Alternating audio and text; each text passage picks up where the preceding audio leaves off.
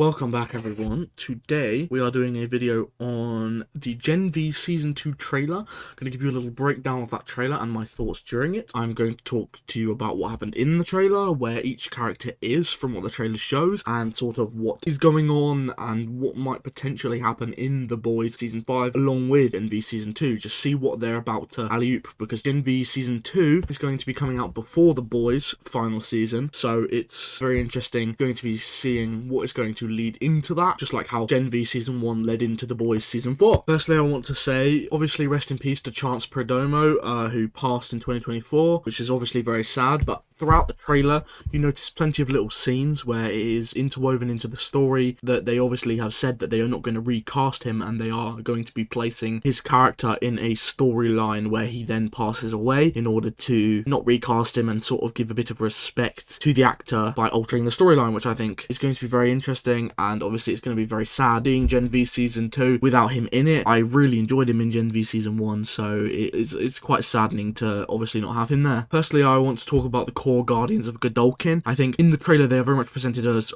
obviously, Sam and Kate are very much at the top of the world. They are enjoying their life. In the trailer though, it sort of shows that Sam and Kate may have split ways into sort of a different area, where Sam seems to be hanging around with Emma a lot more again, meaning maybe he's sort of seen the light, some might say, as he is then no longer just killing people under Kate's will, or maybe he is no longer under Kate's influence anymore, like Kate influenced Golden Boy. So I think that's going to be very interesting to see as well. Firstly, I'm going to talk about Kate. In the trailer, you see a few scenes of her. She's obviously, she's back and she's in a conversation with Marie and stuff, Marie, Jordan and Emma, where they're sort of saying, oh, you know, we're in this together, we got to do this better, all that sort of stuff. But you also see the new Dean, who I will talk about, threatening Kate, potentially maybe manipulating her in order to have more power at the school. The trailer does start with what is Marie, who looks to be on the run, being caught by a hero that we saw previously in The Boys, in Dognor, who was a potential candidate to join the Seven. And I can assume after they've been left in captivity, they are not going to be in captivity for very long at all, because a lot of the trailer shows them free and out in the world. At the start, Marie gets rescued by Starlight, and Starlight sort of tells her, okay, there's this secret project going on at the Godolkin University, and we need you to stop it. So pretty much, you then see Marie, Jordan Lee, and Emma going back into the university under the new Dean in order to try and prevent whatever is happening at Godolkin from happening. They sort of explain what's happening at Godolkin slightly, where it seems that there is some sort of experiments going on that is to do with the origins of the school itself, again causing more trouble, more death, which I think is going to be very interesting to explore. And this project is called Project Odessa, which Starlight talks about after she saves Marie in the same hotel room that we saw her in. She asks Marie to go back to the school, stop running, and you also see a scene where Marie is apologizing to Jordan Lee for leaving them. So I'm imagining once they escape, Marie sort of takes herself away, goes on the run, and goes on her separate ways from the rest of the group, maybe trying to figure herself out, maybe potentially trying to find her sister. Lots of potential plot points for all of that. They also introduced the new Dean, replacing Shetty. I think this is really interesting because this new Dean seems to be a lot more ruthless, seems to be very much about gaining the best out of the powers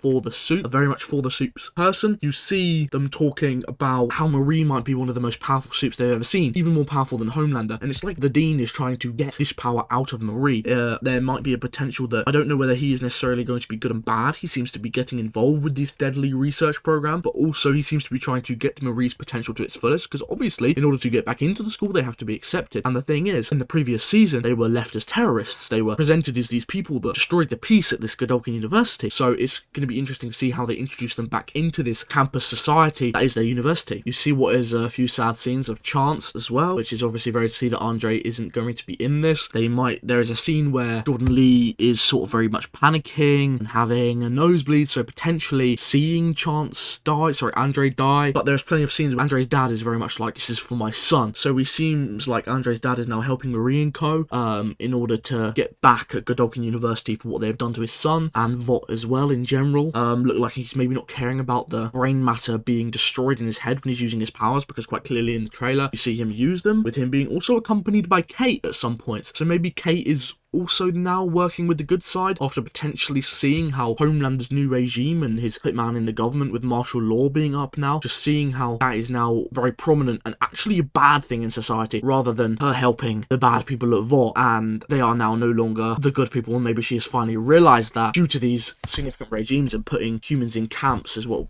is sort of shown in The Boys Season 4. You definitely see them being in prison as well, because it is certainly not a healthy facility like the Vought and government explain it to be. You see Marie being electrocuted. You see that they're all sort of suffering in this prison. And the final thing I want to talk about is how powerful Marie is presented in this trailer. She seems to have new powers and starting to get a grasp of her control, maybe thanks to Newman, who originally told her, you know, you can do more than just blood whips and blood swords, because you see her manipulate Jordan Lee, make her float, meaning she's manipulating the blood inside of Jordan Lee, with her also having a very similar power to Victoria Newman. So maybe she learns to head pop, especially as she also blew the penis off of that one person in season 1. So I find that also very interesting, and we will see where that goes. It's also been very interesting because you saw the deep and black noir in the trailer as well, so it's going to be interesting to see the overlap between The Boys and Gen V season 2 now more than ever, that they are extremely linked. So I'm really looking forward to see whether those two are the only cameo sort of characters, or alongside Starlight, or whether there'll be other characters with bigger roles, like potentially we'll then see Huey, Frenchie and Kimiko all in captivity. You know, maybe that's the sort of story they're going to go with. So it's got a lot of anticipation, I think, and I'm really looking forward to it this September. Overall, those are the Easter eggs and what I spotted in the Gen V season 2 trailer. They didn't reveal too much, but they have sort of left us in want for that new season. I hope you guys enjoy, and I will see you guys for another one. Bye bye.